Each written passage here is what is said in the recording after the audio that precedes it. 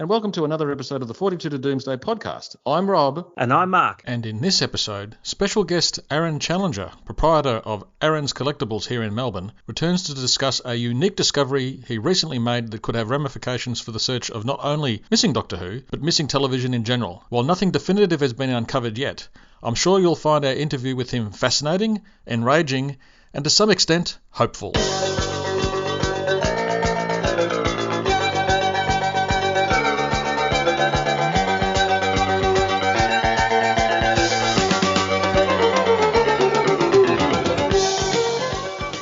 And as I said at the top of the episode, we're joined by Aron from Aron's Collectibles. Aron, welcome. Thanks for having me back, guys. It seems like Santa, I appear on this podcast once a year and talk about toys. In this episode, you're going to talk about something slightly different, though, aren't you? I am. I've had a really amazing experience. One of the things that I love about my job, and there's a lot of things to love about it, is I get to go out and I look at people's collections because I do purchase collections. And once in a while, I'll go out and I will check out a deceased estate. Now, basically, deceased estates are when someone's passed away and the family contacts me and they'd like me to come out and either value the collection or help them dispose of it or buy it because they have some stuff that I might be interested in. And I have a very interesting story of what's happened the last couple of weeks. And it's very relevant to Doctor Who and missing episode material. So about 3 weeks ago, someone from my church said to me, someone they know had passed away and everything was going to hard rubbish.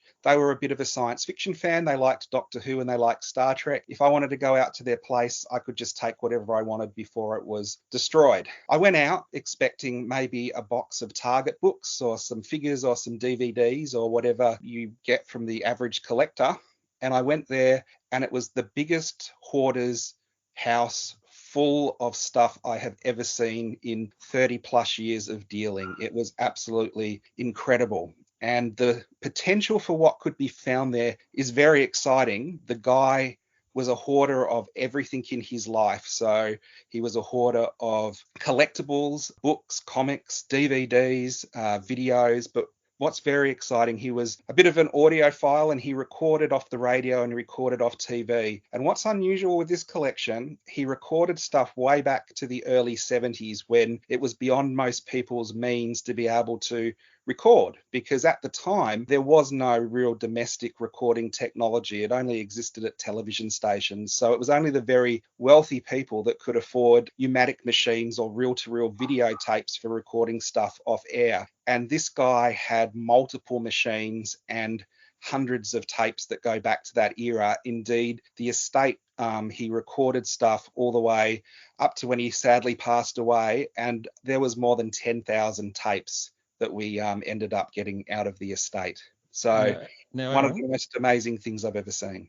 Now, Aron, just to give people who aren't in Australia or are very young Australians just a feel for the television landscape back then, there was the ABC, the commercial networks, so Channel 7, 9, and I think what it would have been at that stage, Channel 0, or what is now Channel 10. Are you saying that as early as the 1970s, he was taping everything off all four networks, or was he taping selectively off a particular network? Is it possible to say or no? Well, here's the thing. Like a lot of eccentric collectors, a lot of his stuff was labeled in a way that only he could understand it. So some of the tapes did have what was on them written on them or sketched down in a little piece of paper slipped in with them. The majority of stuff, I have no idea what was on it. But this person was a science fiction fan, particularly Doctor Who and Star Trek, and some of the old stuff from that era I have found, and he did have probably the oldest domestic recording of the original Star Trek TV series that I've ever seen. I think it was recorded in 1974. And from the spread of things we found from that era, it does seem he was just taping stuff from different networks at different times that he just wanted to save or keep, or he enjoyed himself. So similarly, is it possible to know, did he have multiple TV sets attached to pneumatic recorders, or as you say, he was sort of more just picking and choosing? I mean, was he recording in long blocks? I mean, did the pneumatic tapes of that era extend, more than 60 minutes for one tape? What's the situation there as you understand it?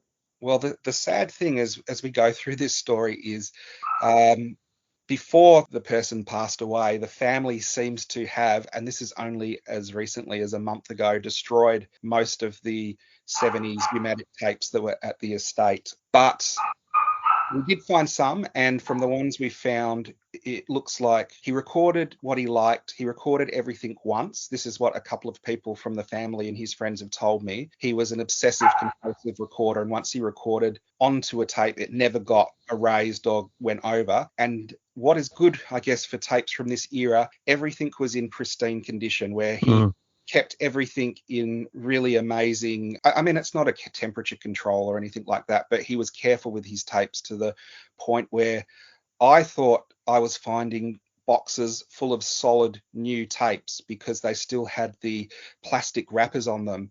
But he was so careful with his stuff. He was actually getting a knife and slitting the plastic and taking the tapes out, leaving the original wrapper, which everyone would have disposed of when they recorded on a tape, and then slipping it back in that after it was used so they looked brand new. And some of these old tapes, which I'm sure have problems with drying out and sticking and issues, to me, a lot of them look like they were produced yesterday. They are just in the most amazing condition.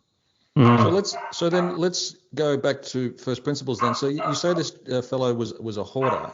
Give us a sense of the layout of the house and how much of the house was devoted to storing not only all of these videotapes, but the rest of his collection.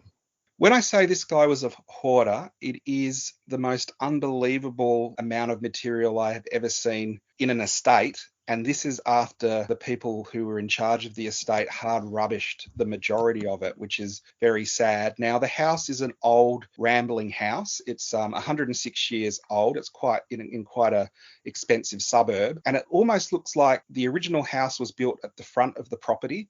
And it would have been a large, for the time, family house. And then it looks like another house or granny flat was built at the back of the property. And then the middle of the property was, at a later stage, the two houses were connected. So it's almost like three houses where you walk in and there's a couple of bedrooms, a lounge room, a kitchen, a bathroom, and then the whole process sort of repeats itself, where there's another study and another couple of bedrooms and then another lounge room. And then down the back, there's another bathroom and another kitchen, another study and another couple of rooms. So it is a long, old, rambling house. It wouldn't be one that looks like it was designed by a master architect. It looks more like it was sort of the house that Jack built and was sort of cobbled together over maybe 50 years or something. So it is an old house. It was, I guess you would say, dank and run down. And when you ask what was the scope of the collection, unless you saw it, you would not understand. It is, in my time in the industry, the biggest collection of just accumulation of life that I have ever seen. He collected everything from every day of his life. He was independently wealthy, so he didn't have to work. And I found folders there. And in the folders, they were sort of, you put loose leaf pages in a plastic binder. There was these plastic binders, and in the front of them, it had a written page, and it was basically a diary page. And the diary page would be of that day, and it would be caught a tram up Burke Road, went to Bat Brashes, went to the Camberwell News Agency, caught a train into the city, went to Minotaur Books, went to Alternate Worlds, went to Windsor, came back home. And then in the rest of that bag, everything he did that day, so everything he ate, the food wrapping was all compressed down and in that folder. Anything he picked up, so if he picked up shop flyers or the free magazines or band flyers or charts or anything like that, that was all in one page. That was one day of his life. And he kept this probably for 30, 40 years, a record of everything. And this is why the estate is kind of mind-blowing. Unfortunately, the family thought that was just rubbish and that was hard wasted.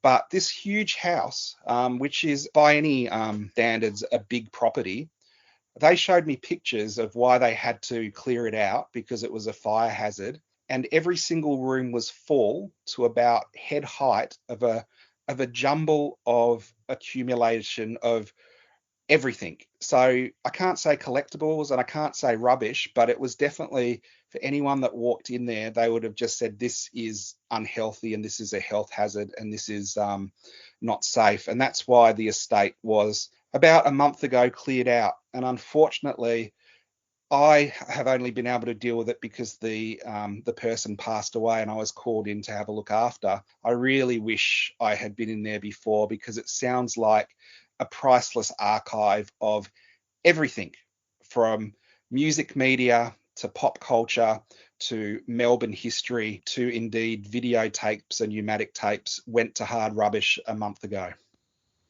Now, you were saying, Aaron, at the time that I first learnt about this, that before you were, brought onto the case, as it were, that approximately or roughly 27 tons of material was removed. Would that be correct? As in rubbish trucks, multiple rubbish trucks were brought in to clear out that amount. Is that right?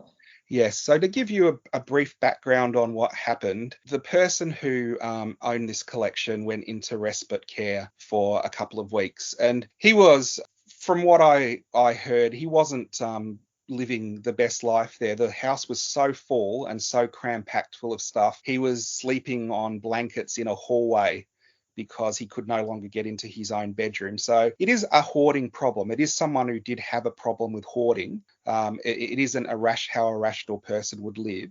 It is one of those extremes, but the most extreme I've ever seen in Australia. And the family said to me, they called like who was in control of the estate, and they came out and said, this is a huge fire hazard, does need to be cleared. So for the 2 weeks he was away from the house, they did indeed get hard rubbish removalists to come in, and they described to me it was a line of garbage trucks down the street, and people were going in, out, in, out, in, out, compress, compress, compact, in, out, in, out, in, out, compress, compress, compact. And then when it was full, the truck would pull away and the next one would pull up for 2 weeks. And they said they knew it was 27 tons of material because at the end of the 2 weeks, they were given a bill of what had been taken away, and it was 27 tons. So that's how they can be specific with how much material was destroyed. And before you say, maybe it's at a reclamation centre somewhere, I did, when I found out, chased who did it. And it was the trucks that crushed stuff down, and it was taken to hard rubbish landfill. It wasn't sorted through, and it wasn't taken to a reclamation centre where they do save some of the, even if it's to get the metals or out of it, nothing like that happened. It was just dumped. So unfortunately, there's no chance of getting any of that back. So I've got two questions then springing from that.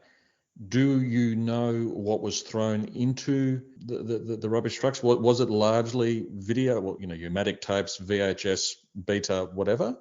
Well, it's a long story to get to how I kind of know what was there. So I'll go through it with you. When I went out the first day, it was a very different situation for what it is now. I was told everything was going on Monday to hard rubbish. They were starting to process the rest of the estate and get rid of it.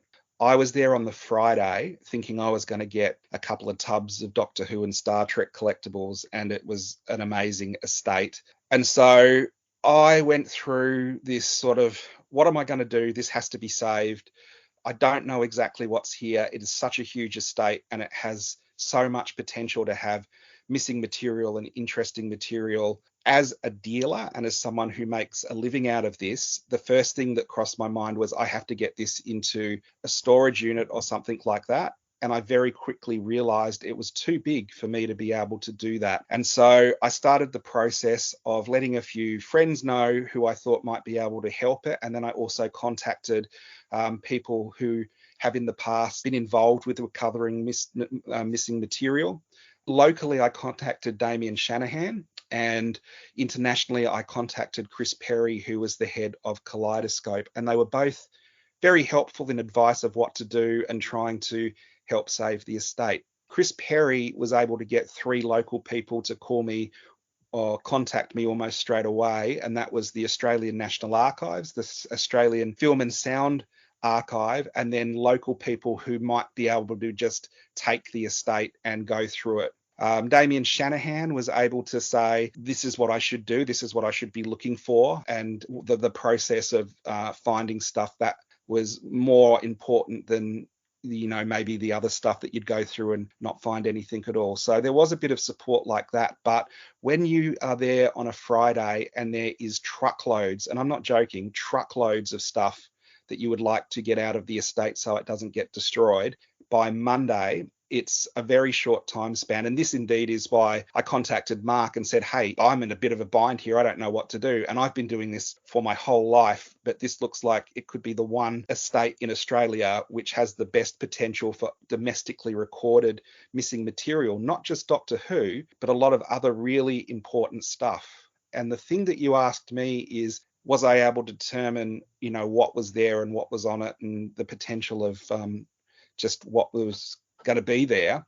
When I was looking through the more modern tapes, the beta, I did find full run of the 93 Doctor Who, when they basically started an Earthly Child and went all the way through to Survival. And I did find every Star Trek episode, every Next Generation and all that recorded off of air. But then I went back and found every episode of Doctor Who as it was originally aired in the 80s as well, and every episode of Star Trek. And every time it was repeated, this guy had taped it.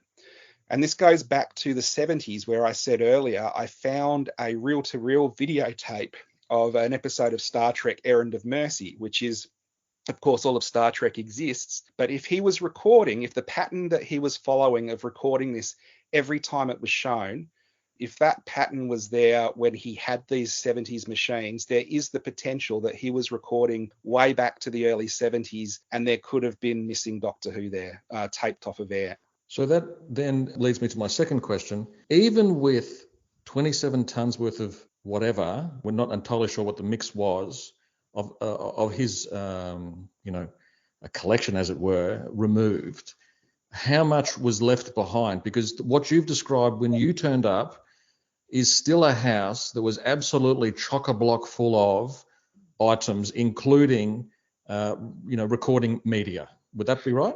Absolutely. It was still, after 27 tons had been taken out, the largest hoarding deceased estate I'd ever seen. I could not believe that much material had been taken out, because the house was still full of tubs of records and wardrobes full of toys and collectibles and full runs of magazines. This guy had tens of thousands of magazines. And I'm not joking. When I first went there and they said, oh, we destroyed all this material, it's gone. They said to me, oh, we kept all the good stuff, though. We put the good stuff in the garage. Now, I thought the stuff in the garage was going to be the bulk of the estate. And when they said they kept the good stuff, they probably thought they were keeping what a normal person would think was the good stuff. So they kept like eagle moss figures and things like that, which are sort of more modern collectibles that have a little bit of value to them, but they're not historically value there at all. And then I thought all the estate had been put in the garage, and there was a couple of 100 tubs in the garage that I went through before they said, oh no, there's still stuff in the house. It's just we took a lot of the stuff out. Every room was still littered with archive boxes and crates, and he kept all of his stuff in garbage bags. So this is why I don't know what went, and I just think priceless stuff would have been taken out, because if you're called in as a garbage disposal person to clear an estate, and this guy triple bagged everything in those grey garbage bags his whole life, and you just see bags and bags of garbage bags filling up every single room, I just don't think they've checked any of it. I think they said, oh, this has all been bagged up for garbage. We just put it straight in the back of the truck. And I've said this a couple of times to people, but it's the closest analogy I can really give you is it was like digging for opals, where every room is moldy and grey and there's hardly any lighting, and so everything is brown and grey and everything's in garbage bags and sort of very old and faded archive boxes and lots of tubs that are splintering because they're so old. And so everything is grey, and then you rip open a garbage bag and it is full of vibrant, amazing pop culture stuff that is as new as the day it was bought, because he was buying records, comics, books, and they were not even coming out of the bags that he took them home in. So when you imagine a record collection, you imagine people who have the old ice cream tubs and they've got, hundreds of their LPs in them, and someone might have, 3 or 4 tubs, and that's an average person's record collection. This person had tubs and tubs and tubs of records, and they were still in the record bags they came in. So when you see the milk crate size tubs that they're in, you couldn't see what records they are. They're just full of Brash's bags and Gaslight bags and Central Station bags, because he bought the stuff, I think, to hoard and to save. And then you take that to the next level, where every one of those bags then has all the free flyers from Brash's and the free magazines and the charts. And he didn't take one of each. You'd open each bag and there'd be 5 Coke charts, 5 3AK charts, 5 Pepsi charts, and 5 Fox FM charts. And he did this on everything he bought. So it is just mind-blowing. It is, again, I think without seeing it, you just can't get the scope of what was there. And also discussing afterwards, where I've built up more of a rapport with the person I'm dealing with, him telling me some of the stories of what he saw and they threw out. Again, I just have to bite my tongue, because it is horrific, which some of the stuff I've heard that was thrown out. Aron, since you've given us you've tipped us the wink on that, give us an example or two of something that you sort of shudder to realise has been disposed of when it could have been kept. Well, it's one of those things. There is everything in this collection. It is like someone took a time capsule of the last 50 years of Melbourne and kept everything. And it is at the point where I have people freaking out from bags from old shops and stuff that this guy had, and there doesn't appear to be any examples or pictures of them online. So obviously it would have been a great Melbourne museum exhibition. But as a science fiction and pop culture collector, the worst thing I've heard about what was destroyed was breakfast cereal boxes. And the first day I went in there, I put my hand on top of an old wardrobe, and I felt that there was some cardboard that moved around. And I pulled it down, and there was about 3 or 4 old breakfast cereal boxes from the 90s. So they weren't anything particular. They were just some Uncle Toby's ones, and they had generic sort of witches and glow-in-the-dark stuff on the boxes.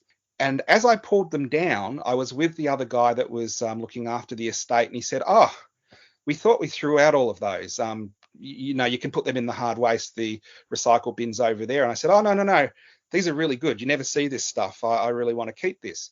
And that was sort of where we went with that conversation. But then 3 weeks later, now he's sort of saying to me, "I can see how excited you are by some of this stuff, that we really shouldn't have thrown a lot of that stuff out."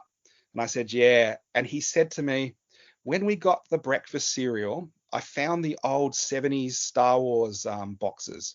And I looked at them and said, gee, do you know, someone would probably be interested in this. The artwork's really nice." But because they were in the middle of moving everything out, he said, we didn't have time to think about stuff like that. So it just got thrown in the recycle bin with all the other paper and boxes. And I said, "Oh, do you remember what they were?" And he said, "Oh, they were the original Star Wars ones, and they had masks on the back of the box that you could cut out for the original Star Wars movie." And I said, "Oh, what, he had, all 6 or all 12 or however many they did?" And he said, "No, he had about 40 of them, because he had all the ones on cornflakes packs, all the ones on Rice Krispie packs, all the ones on Cocoa Pops packs. And he had, just ate them, folded the boxes down, and they were all there for 50 years. And then, without me even asking, he said, "Oh, and the other things that were really cool, if you like Star Wars, they had the Icy Pole boxes where you could cut the spaceships off the back of the box." Yeah, and we threw all those out too. Now, they are so rare, they never ever turn up. And I've seen them change hands between $1,000 and $2,000 an empty box. And this guy had 40 of those, and I don't know, a dozen of the Icy Pole boxes, because he gestured to me as he was telling me the story, picking them up and throwing them in the bin. That might have been $100,000 handful of stuff into the bin there. And I haven't even seen those for about 20 years turn up in any collection. Oh, Aron, I feel very sick hearing that. Well, that's sickening. But the one that got me was when he said because to explain, we rescued tens of thousands of tapes. There are tens of thousands of tapes we found, but they are mainly beta tapes. There's probably boxes of 70s reel to reel, and there's boxes of U-matic tapes, but where there is like this collection is tens of thousands of tapes. Only 5% of it is that 70s stuff that looks really interesting. And when they were talking about clearing the house, they actually said the U-matic tapes were the ones they made the call on to throw and destroy because no one can play them anymore. And that's pretty sad that they existed up till about a month ago and then they were destroyed. And the ones that weren't destroyed, I found hidden in boxes. So obviously, because they were hidden away, they were saved. And his stuff is numbered. And some of the U-matic tapes I found up to number 700 in his collection. So he had quite a substantial collection of U-matic tapes. And out of the ones I've actually found, I've probably found a dozen. So there were hundreds of U-matic tapes that were junked. And we don't know what is currently on those U-matic tapes, do we? No, the U-matic tapes I've got, some of them have little slips of paper that have titles on. If that is what is actually on them or not, I don't know because I haven't been able to play anything, and these are going up to Canberra to all be looked through and categorized and checked. I would say what was on them would be what was on the labels, and one of them just had Nana Muscuri written on it on a scrap of paper, and one of them had Four Corners Women's How to Vote, and we were able to track that episode down to about 1974, and it was next to the one that said Nana Muscuri, and that was also a special that was on 1974. So we're pretty sure that those run of tapes were recorded around then. The other thing is, it was very unusual for anyone to have a U-matic machine because they weren't a cheap piece of equipment for someone to have at home. They were only used by television stations. And one of the collectors I was talking about said, this too said, yes, they were about $3,000 back in the 70s when a house was about $30,000. So they were not like your videos where they were expensive at the time. When you got a video player, when they came out, they were $300 or $400, and that was a bit of a whack. But go back 10, 15 years and be paying $3,000. Nobody really did that to keep television at the time because it was just out of people's budget.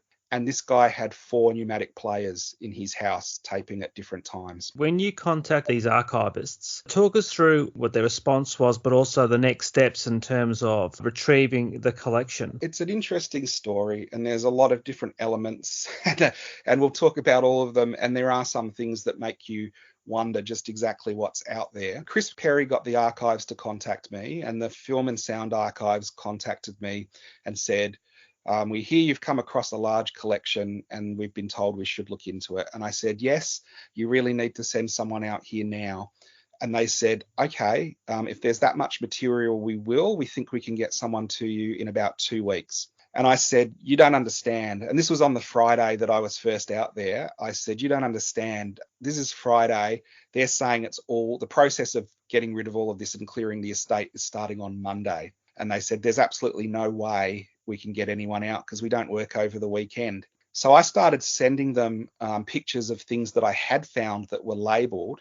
And there were videotapes from the 70s that had things on the spines, the Doors, Woodstock, Led Zeppelin, the Rolling Stones. And if they are existing things, they're not really worth anything. If this is something unique that was shown in the 70s on the ABC and there's unique footage, or it's stuff on Countdown that doesn't exist anymore, or it's something from another show that doesn't exist, that is priceless material. So after I started sending them these, they rang me and said, okay, we'll get someone out tomorrow. So I met the guy from the Australian Archives the next day, and he was a lovely guy, and he was going through the stuff, and he said, this is the biggest collection that's been domestically recorded ever turn up in Australia. And he didn't even know at that time that the majority of it had probably been destroyed and hard rubbished. So that gives you a scope of how big it is if the people from the archives are saying that it is that huge. And he said to me, the size of the collection was actually what would work against it, because he said the archives would be very interested in taking all the material I had shown them, the stuff that said Rolling Stones and music and stuff like that. But the majority of the 10,000 plus tapes that were there, they said, we don't have the resources to move it or look through it, and we'd just be interested in coming in and taking the material that looked interesting, and the rest we're going to have to leave to get junk. And I said, well, look, I appreciate you coming out and I appreciate you looking at it, but I could take all the good stuff out and sell it myself and make quite a lot of money. But that's not why I've called the archive. I want this collection to be saved. And I wanted it to be saved because I knew this guy was a Doctor Who fan and a Star Trek fan. And not only was he taping that, there is all this missing material that could have been recorded, Andra and different things that were shown on the ABC that were the kind of things that Doctor Who and sci-fi and genre fans are into. I mean, there's a lot of stuff like the Goodies with the Kit and Kong episode. He could have taped that, the original one that doesn't exist in the archives anymore. And apparently I, Claudius was shown unedited in Australia, where in England it was edited and they don't have a full version. And that could be on the other tapes. And indeed, I don't know if he upscaled any of the U-matic tapes onto a newer format so he could watch them later. I think he would have had an idea of how historic this material was and how important it was. And I'll be very, very surprised if his U-matic tape players stopped working, if he didn't try and put it onto a format where it could be saved or he could still watch them. That said, there was so much material and he was recording so much, I don't think he could ever have watched back anything he was recording because he was still recording so much every single day. We found hard drives and burnt DVDs and thousands of USB drives. And again, right up till he passed away, he was still recording stuff and keeping stuff. And now one of the more important things that he might have kept, and I was invited to go along to his funeral. And I was invited to his funeral, which I thought was a bit strange because the people I was dealing with said, no one has actually been enthusiastic about his collecting before. You are the only person who's come in and said, this is amazing, this should be saved. You know, what he's done is historic. And they were quite surprised that the National Archives sent someone down straight away to look at it because they saw absolutely zero value in any of this at all. Now, when I went to his funeral, it was an unusual funeral. He had requested that he play the Doctor in the TARDIS as the opening song. And when he was, the casket was lowered, they played Star Trekking. So he was a huge fan. But during the eulogies, one of his friends was talking about how he taped stuff and how he taped stuff off the radio and then it moved to video. And he said Countdown was his favorite show and he had taped every episode of Countdown. So after the funeral, I approached this friend and said, did he tape Countdown audio or was he taping it on video? And he said he had taped every episode of Countdown on video and half of Countdown does not exist. All the black and white years are gone. So right there, this could have been one of the most extraordinary finds ever if those tapes hadn't been destroyed, or indeed if they are on the reel-to-reel stuff that did get sent up to Canberra, because there was a lot of early reel-to-reel formats. Unfortunately, I'm not an expert, and I've even shown pictures of some of the videos to people, and they can't tell me if it's audio tape or videotape because there's 1/4 inch and 3 1/4 inch and all these different formats. A lot of the boxes that the tape was in did say it was videotape though. So I think even if there's one episode of Countdown in there that doesn't exist, that's a pretty major find because you just don't find stuff from that era. And just for a bit of context for overseas listeners, Countdown was our equivalent of Top of the Pops. It started, I think, in the early to mid 70s. And as Aaron said, a lot of it has, just like Top of the Pops and Doctor Who, gone way of the dodo. But there's been a refocused effort last couple of years to try and get that TV show back in the archives. Anything would be great coming back from that. It is one of the things the archive asked me. They said, do you know if he taped Countdown? And at the time I didn't. I said, I have no idea. But after the funeral and talking to some of the people there, he obviously taped stuff with the idea of archiving it and saving it. And one of the interesting things one of his friends told me was he deliberately left all the adverts in because he thought that in the future stuff would be commercially available, but the adverts would never be saved. And so the archive did say, there will be thousands and thousands of adverts that do not exist in any format in this collection. So right away, there is going to be missing material there 100% because there is, like I said, there is existing tapes from the 70s of Star Trek that will have the ad breaks intact in them because he didn't stop taping during the ads. So there is going to be missing material there for sure. Whether we get lucky and they find something that is really historically important, we just don't know. Now, the thing is, the archives did not end up taking the collection. I said you had to take it all or nothing because I didn't want any of it to go to landfill. And because the estate could see I was really excited and really trying hard, they said, well, we won't get rid of it on Monday. We will give you a week to try and work this out, which kind of took a bit of the pressure off of me with, desperately trying to get it saved over a weekend. And during that time, the archives gave me different people I could contact, and I was talking to Damien Shanahan, and I was also talking by email to a couple of people in the UK, and one of them suggested Canberra University. And the reason they suggested this is because the archives don't have a lot of funding and they are undermanned, but universities can use their funding for things like this. So the credit for saving this material ends up going to the Dean of Canberra University, and he was able to make some calls and get the National Archive up in Canberra and a couple of the other university bigwigs, I guess, to explain the importance of this collection. And they put the funding up to come and pick up that collection, and the entire collection, every single audio, visual piece of material we could find, all the different machines, because one of the things with this collection, there is a lot of redundant material. By that I mean redundant on different formats that no one can play anymore. But this guy had kept all the machines that he recorded and played stuff on. So if the uni has that, at least any format that turns up, they should have the machine that can play it. So they took all of the videos, all of the reel-to-reel,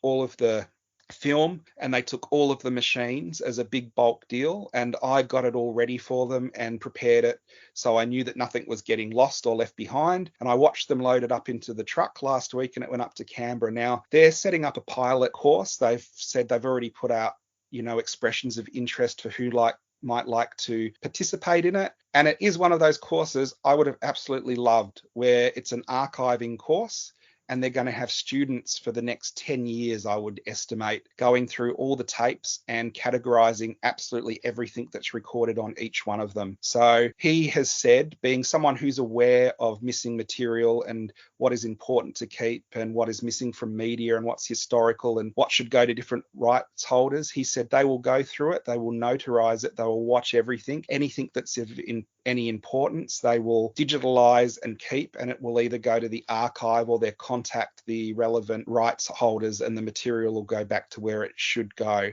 Now, does that mean we will hear what's on the tapes and if there's anything important? We probably won't hear every single missing advert they find, but if there is anything like Countdown or of course Doctor Who or anything else that's important, yes indeed, I'll be informed, and it'll be a press release, and of course the university will probably get the kudos for going through it and everything. So I do think it was the best situation and the best outcome for this collection. Do we think that we can move on to the conjecture portion of it?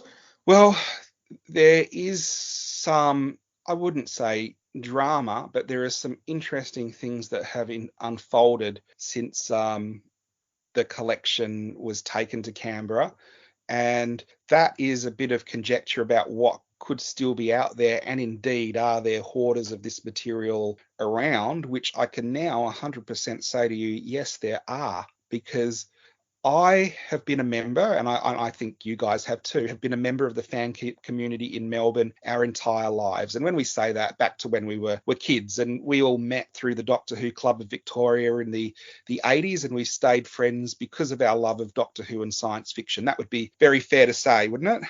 Absolutely. Spot on. So this guy was unknown to us.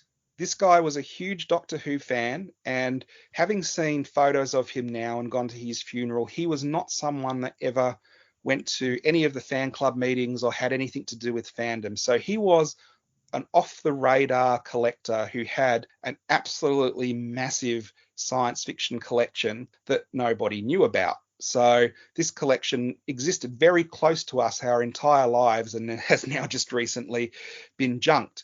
Now, when I say we didn't know about it, I have found out since then that there were some people who knew about it, because I found out the guy had passed away about 2 days after he passed away, because it came through news from my church.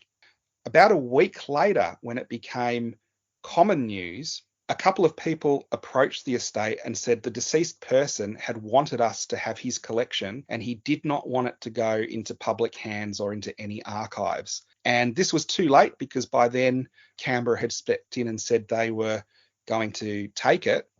And they were informed this, and apparently I was not a very popular person. And they had said that they knew there was a lot of interesting stuff there, and they were collectors too. And they'd always had sort of, I guess, the last man standing contract where their collections as they passed away would be split off and go to the other people, and then whoever was the last one would inherit everything. Now, where they would put that, I don't know, because this is absolutely massive. But I was told they were not happy it was going to the archives and didn't hear anything for a couple of days. And then they contacted the estate again and said, can we have the pneumatic machines? And that was not something I could do because the archives had already said it's all or nothing, and they were going to take the pneumatic machines up to Canberra, and indeed they needed them to either watch or repair or fix and see what was on the pneumatic tapes. And the thing that interests me about that is, if you weren't getting pneumatic tapes, why would you need pneumatic machines?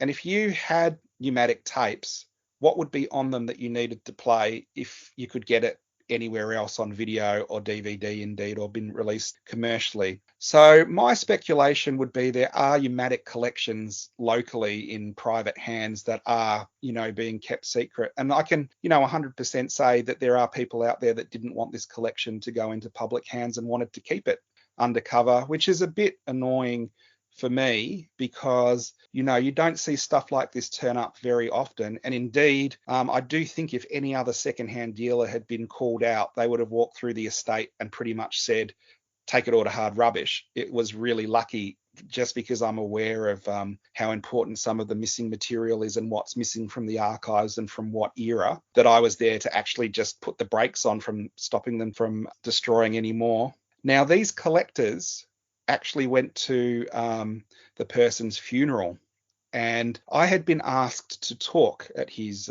funeral, and I didn't because I didn't know the guy and didn't think it was appropriate, but I did write some comments that the family read just from a collector's point of view and how important this was from, I guess, historically saving stuff, not just the audio visual stuff, but a lot of stuff from Melbourne that you just don't see anymore. And after the funeral, I did approach these guys and try to start a conversation, and they absolutely refused to talk to me. I do wonder what is out there that people don't know about and is in private collections. Through my life as a secondhand dealer, I have seen some amazing collections that no one knows about. Usually it is vinyl collections. For some people like to have the only copy of something and don't like it getting out and don't like getting it shared around because I guess it diminishes its uniqueness. I've never come across anyone who was hoarding video material before, but this guy obviously hoarded it and would have absolutely known that stuff was missing because he had a full run of Doctor Who magazine, and there are many issues of Doctor Who magazine that talk about what is missing. And so he would have been aware that there could have been potentially missing material there that he never brought forward. And I think there would have been people who knew him, especially if at the eulogy they're talking about, how he recorded every episode of Countdown. If there's collectors there who do collect that stuff, they would absolutely know that not every episode of Countdown exists. So it does give pause to thought that there are some people out there that are hoarding missing material in Melbourne. The gentleman that you encountered at the funeral, would you say that in terms of age, they were contemporaries with the gentleman who'd passed away? Yes, they were probably about 20 years older than me, and I'm in my late 40s, so they were in their mid-late 60s. And the indication to you from your observation and or interaction or the way that they'd approached the estate would be that they were collectors of similar material that the gentleman who passed away himself recorded? That would be speculation. I would just say they were collectors of all media. This guy whose estate it was, he was obviously a science fiction fan because beyond what he recorded, he had books and magazines and comics, and they were all science fiction. So obviously that was an area that he specialized in collecting. And I mean, he hoarded everything. But if he was going to alternate worlds, what he bought for that day was, the Dark Horse Aliens comics and stuff like that. He wasn't into superheroes or things. So it definitely was a collection. If anything science fiction was going to turn up, it was going to be in this one. Now, the other guys, I don't know what they collected, but they obviously wanted to get this collection and absorb it. And I don't know if they would have been just going through it to see what was on it, or they had an idea of what was on it. But, like a lot of collectors, I've spoken to a few different people and I've told them how, I've got through this collection, there was boxes and boxes and boxes of tapes with nothing on, and they're just from the 80s or the 90s. And I have no idea, apart from the brand of the video and the design of the video sleeves, about what era they're from, because they just weren't labeled. And I've had people who find that out and go, just take a box and send it to me. I'd just love to go through it potluck and see what it's there. So if there are people who don't really have a vested interest in collecting, that are just interested in the lottery of seeing what's on these tapes, if you've got someone who is invested and is a collector and does like to have the rare stuff, they absolutely would have taken everything and gone through it. But it might have taken, the rest of their lives. But I don't think we would ever have found out what was on it if it had been absorbed into those collections. Now, Aaron, just to give your voice a rest, I'm going to ask Mark, who also attended this house, for his impressions of what he saw when he visited. Mark, just tell us, because I know I had a conversation with you a couple of weeks ago about it, and you went there. What did you see? What did you experience?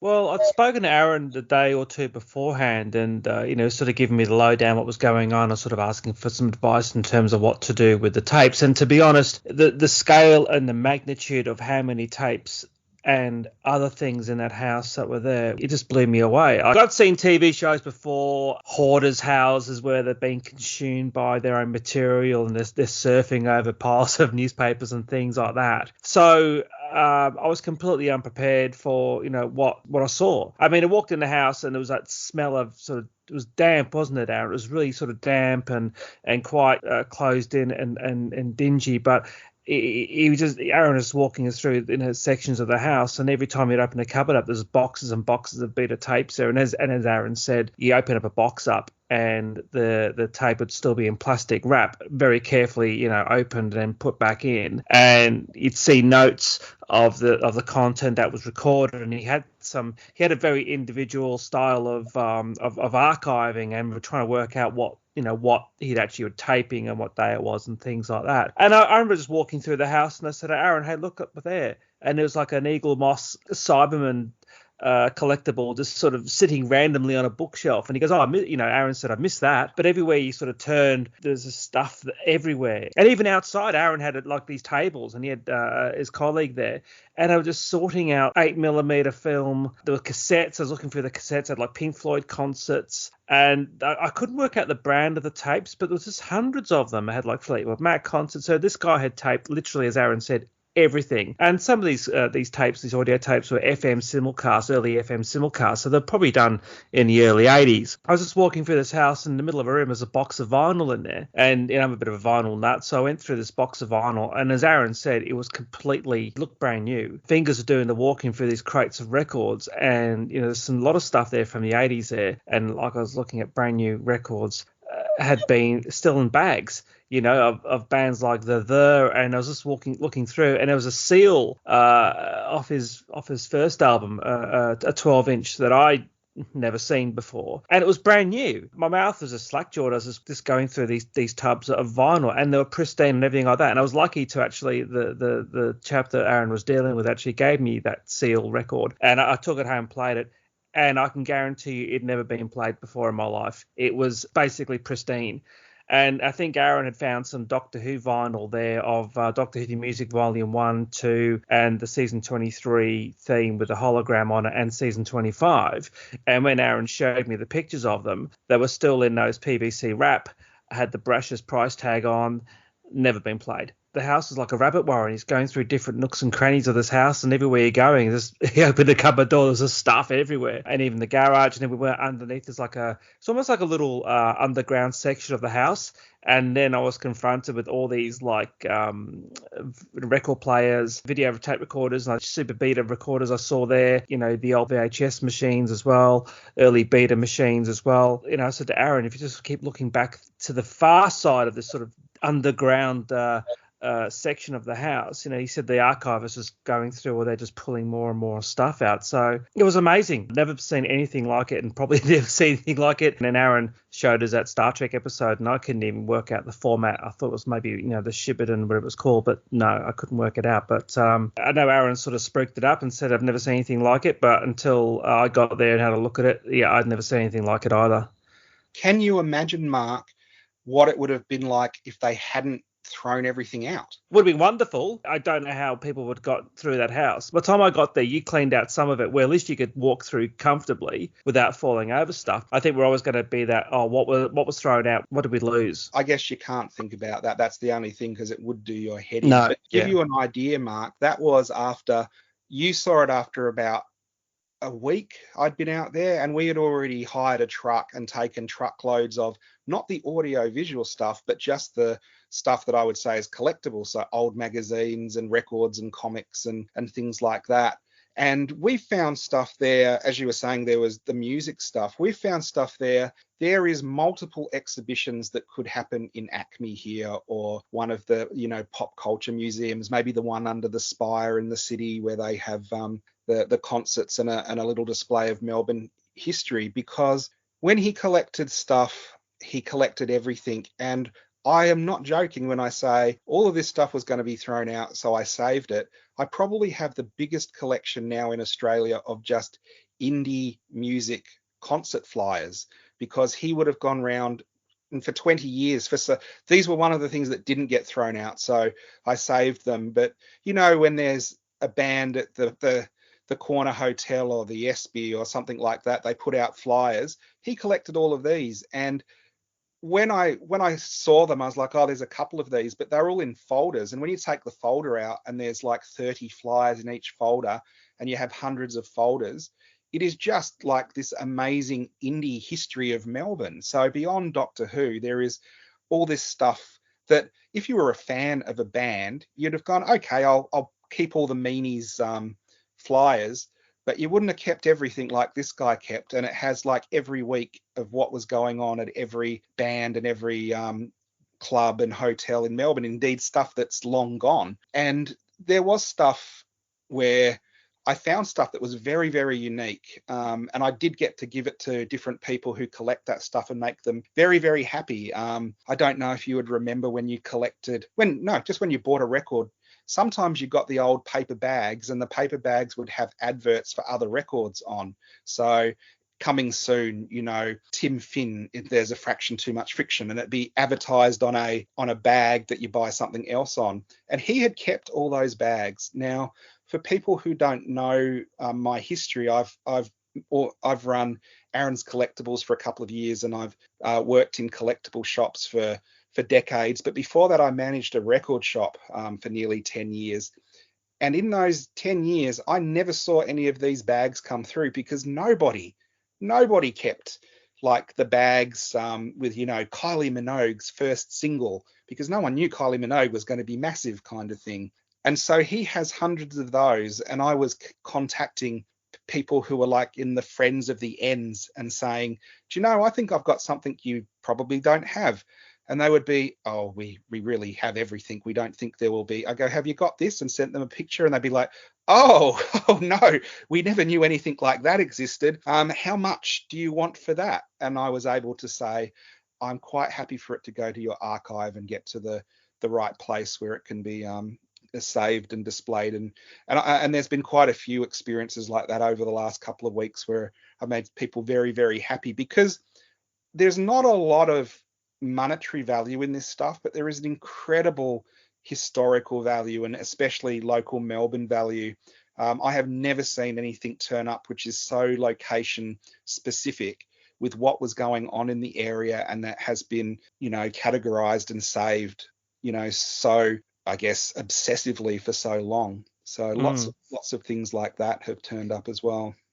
Actually, those record bags would be great to be having some sort of book. I bought a book a while ago from the UK, which is basically like it was a book of record bags, as it were, from the 60s all the way to like the 80s. And you just see how they used to advertise it. To have a Melbourne / Australian equivalent of that book would be really interesting, wouldn't it?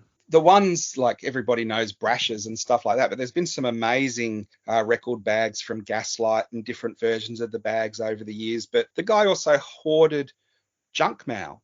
And, that is one of those things where you're like, why would anyone keep that, until I'm going through it and find, toy catalogs from the 70s and 80s, and you post a picture on the appropriate fan page on Facebook, and everyone has a meltdown because they've never seen it before. And I was able to find some Star Trek Next Generation now at Toys R Us junk mail and put it up, and no one had seen it and no one had saved it at the time. So that was pretty amazing. But there's been lots and lots of things like that. The big thing about this collection that works against it is what the archive said. It is actually so big, you just can't go through it. There just is no time. We've got a lot of the stuff back at the shop, the magazines and comics and things like that, and we're trying to sort through them. And the shop is absolutely bombed out. We do not have the room to have it in the shop, but we kind of have to sort it and price it and get it into stock. And we've got tubs, and when I'm talking about tubs, they're the big tubs you keep to archive stuff in your garage. Hundreds of those full of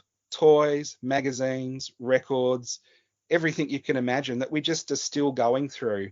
And like I said, who knows? You could open something and you find a tape and it has written on it, Space Pirates. It'd be episode 2, Murphy's Law, of course. But who knows? There is still that potential there. Out of all my years of dealing with these kind of big deceased estates, I have never come across anything where I've thought, oh, there could be missing Doctor Who episodes here. I've spoken to you guys before when you've asked, have I ever come across anything?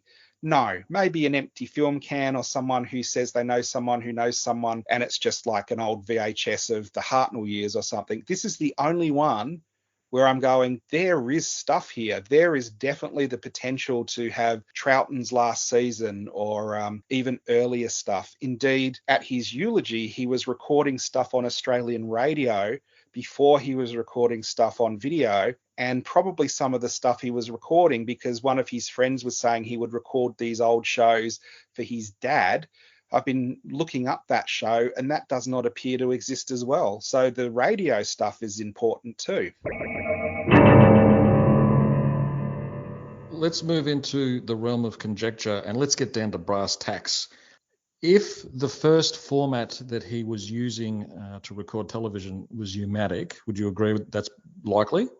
No, I think there was stuff before pneumatic. There was reel-to-reel that would have been even earlier. So if pneumatic was introduced in September 1971 to the domestic markets, it's possible, looking at broadcast, that he may have taped, in terms of Melbourne, the Space Pirates or the Invasion. But are you saying, and they were screened here in Australia very late in 71 or early in 72, are you saying that there's a possibility, if he was using reel-to-reel, that he was, recording prior to 1971, even as early as the late 60s? Absolutely. And some of the video formats, so not audio formats, because some of these, most of these tapes still have the boxes, and they are so rare. I've shown people and they go, we've never heard of this brand before, but it is a videotape. And Mick, who you've just had the discussion with, he was researching some of those, and some of those tapes were available from the early 60s.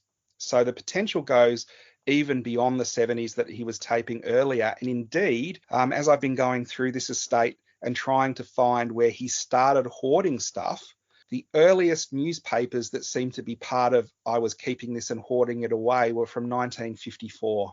Bloody hell. That's amazing. So, yeah. I mean, if we're in the realm of conjecture, putting aside the fact that the 27 tons is gone and it could have likely contained audio-visual material. Yeah.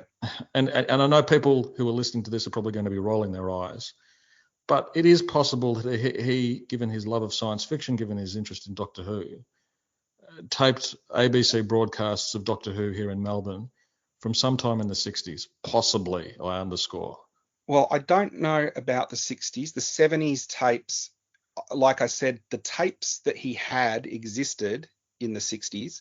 He had the machines that play those tapes because he seemed to, Mark witnessed this, underneath his house, he bought a format, and then as soon as that format became outdated, he bought the next format that was available, and he put the old one under the house. So you look back under his house, and it was like a time machine where closest to the door is the VHS and the super beaters, and then it goes back to those clunky 70s VHS that you had in school when they played and wheeled them out on the trolleys, and then it went back to pneumatic machines. And then, like Mark said, we couldn't work out the machines, but they had the big, like organ switches rather than buttons on them when you're going to push record and play and all of that. So he definitely had that material. Also, the radio that he was recording, that was definitely in the 50s and 60s. So he was definitely recording stuff in that era and keeping it for radio. I just don't know what is the earliest videotape we're going to find. So let's hope the wind is blowing in the right direction, eh, boys? Yep, I checked under all the carpets I could. No eclairs to be found. Look, it was extraordinary though, Aaron. I mean, when I came home and told a few people, you just can't give it justice, It was just amazing. I have told a couple of people, I said, you do not understand until you go out there and see how much material, there was stashed in every single corner. And I mean, I've been going out there and I've gone through the whole house and pulled out everything that I thought was interesting. And then I've gone out there and gone and done another sweep and found just as much material again, because it's so overwhelming, and you will find a whole bunch of rubbish, and then underneath it, you'll find something amazing. It is a once in a lifetime collection, and it does rival anything. I've been researching online to different hoarders that have recorded audio visual material, and it does rival any of those collections that have turned up worldwide. So to find something like that in Australia is quite amazing. Especially, as you said, there's not only the house, there's like little sheds, wasn't there? And you sent me like this little video footage of you opening a shed, and it just boxes of Betamax videos just stored right to the top of the shed. Well, that's the incredible thing. When you go and look through an estate, you've got to realise that people are grieving and people are mourning, and you've got to be very professional about what you're doing, and you don't say, oh, can I go in here? Can I go there? You just stick to what they let you look through, because, it's a very hard time in people's lives. So the first couple of times I went out, I went through the garage and the house, and then when I had a bit better rapport, they're like, oh, go down to the greenhouse. Oh, go down to the shed. I will open the shed for you. We're pretty sure that's got video in. So even days after I've got like the biggest video collection I think I've ever seen, they open a shed. And as you said, there's got to be 5,000 more videos in there, do you reckon? I can't estimate. They were boxes and boxes of just solid beta tapes. Now I have an idea, because I recorded stuff on beta, and I, at my craziest, had about 2,000 tapes before the bottom dropped out and no one wants videos anymore, kind of thing. And this was magnitudes beyond what I ever had. It was just crazy. Mark and I both joked. We were looking at the super beta players and the different videos, and we were just like, when we were taping stuff in the 80s, these were the machines that were, right down the end with the expensive stuff that you'd go and drool about, but there was no way you could ever afford. And this guy had multiples of them sitting under his house. So did the archives take all the machines away? Because I know there's a hell of a lot there, but also there was like, professional tape decks, like Marantz tape decks, and a whole heap of, vinyl record players. Were they all taken as well by the archives as well? And wasn't there like a radio that somebody had built in the late 30s, I think, there, like a homemade radios? Yeah, that was a valve radio, and the archive were interested in all of that. So I basically said, we will get everything audio visual out and you can take it. Interestingly, they wouldn't go into the house. They said, we will take it if you have it all prepared and ready to go. So it took about a week of my back hating me getting all of this stuff out and sorted and ready to go to the archive. But I prepared every single electronic machine that was, to do with audio visual, and let them have the lot. So it was all or nothing. So I gave them everything, and they indeed got some really lovely turntables and really lovely audio equipment. I mean, I've shown pictures to someone, and a few people, and they've gone, that's a pneumatic editing desk. Like, that's amazing that someone had that in their house. But it was like that. It looked, for Doctor Who fans, it looked like the technology that was on Nerva Beacon or something like that, where there's all these old 70s banks of machines that obviously I would not have any idea of what they were for. All I know is they were all audio visual equipment, and a lot of them had the big slots to put in the pneumatic tapes and things like that. So something definitely very unique. So, Aaron, I know you touched on it earlier, but and you've certainly mentioned this in discussions with us, before recording. You mentioned USB drives and hard drives.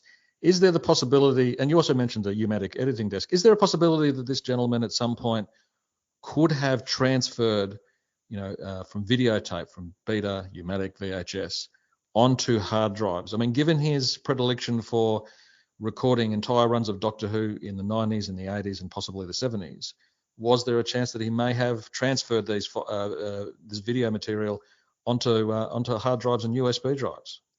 Absolutely. And that's what I'm really hoping that he did do, because this seems to be the material that the family didn't junk or throw out. And there is boxes and tubs and rooms and drawers full of old hard drives and burnt DVDs and USB drives. And I opened a box of hard drives and I know they're hard drives. I don't know what they're for and how you'd play them, or if there's any material left you can get off them anymore. But he was someone who was into electronics.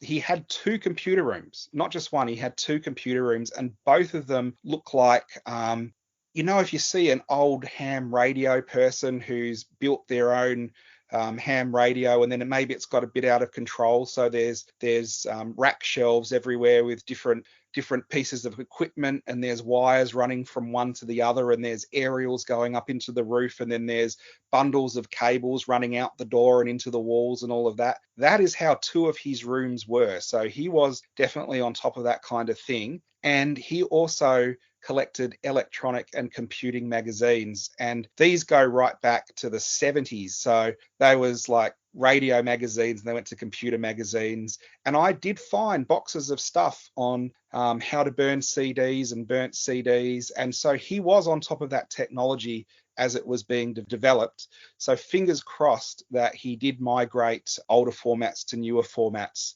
It's pure speculation if he did, but someone who hoards like that, it wouldn't surprise me. When I was going through those magazines, Aaron, I was hoping he'd have a complete run of Zap 64, but alas, they weren't there, were they? He didn't have any of the gaming magazine stuff. He was definitely into that technology, but it was more PC user and things like that. It wasn't any of the gaming issues. And I do think that's why there is the potential that he was, he had all the build your own PC magazines and things like that. So I do think he was on top of that. And at his funeral, the eulogies particularly talked about how he was a whiz with computers and how he had multiple different computers and setups and things like that. So he was on top of that. He wasn't one of those people who the world passed him by because he was hoarding. He definitely was using the technology to be able to hoard more, if that makes sense. Did he also have shipping containers? One of those frustrating things, and it happens a lot in secondhand industry, is when someone thinks something has no value, they're quite happy to give it to you. And this collection was going to be junked. So they were quite happy that someone was coming in and taking it rather than having to pay for someone to take it away. And that has changed a little bit, and probably more to do with they realize it's got historical value, not really monetary value, but because the archives have become involved, they're a little bit proud of him now because he's saved stuff, even though they were the ones who probably destroyed most of the interesting things. And at the beginning of this whole process, they said, are you interested in seeing what's in his storage units? And I said, I absolutely am. And I was originally going to go out and look at them. And now they've taken a step back and said, well, we think we want to go through everything before we have anyone else going out there. So that's to be continued at the moment.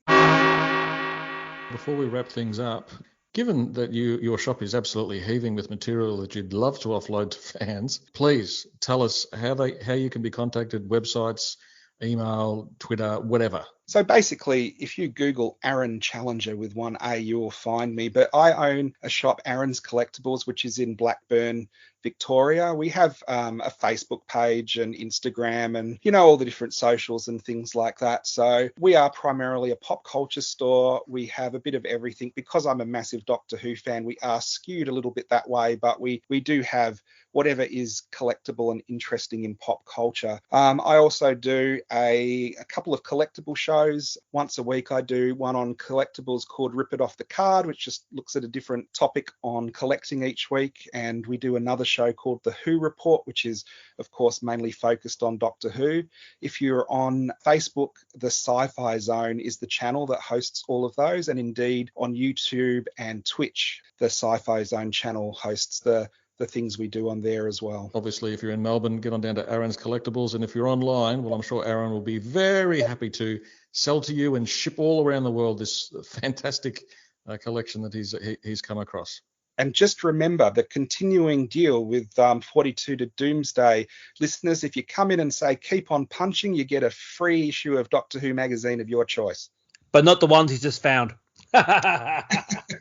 We don't even have room for them in the shop. The thing I did want to bring up before I go is this collection has really opened my eyes on how not we view hoarding and collecting and things like that, where they see very little inherent value in anything. And they would probably, like I said, they see the value in the estate and the property, but old videotapes go straight to the tip. So if you are someone or know someone that has a collection like this, you don't have to make it publicly known, but please leave some provision so it doesn't get destroyed after, well, in this case, it wasn't even when the person passed away. It was just one of those things that happened. But if you think you have anything missing or something interesting, or an estate, please check with someone before you start throwing everything out. Thank you very much, Aron, for sharing that fascinating insight to the hoarding house of Camberwell. I was taking pictures of, and you were taking pictures of. I posted a couple of pictures up as well now on our socials, just to give it won't give you obviously the full context of what you're dealing with, but it might just give a small slither in terms of the mother lode, as it were. And let's hope that those archivists and those university students start looking through them and finding some gems, whether they be Doctor Who or other missing material, particularly Countdown as well. Be nice if they've got a couple of episodes of those, or at least some clips from there. I do recommend that people check out Aron's YouTube channel, especially the show Rip It Off the Card, because you do look at some of this material, don't you, Aron?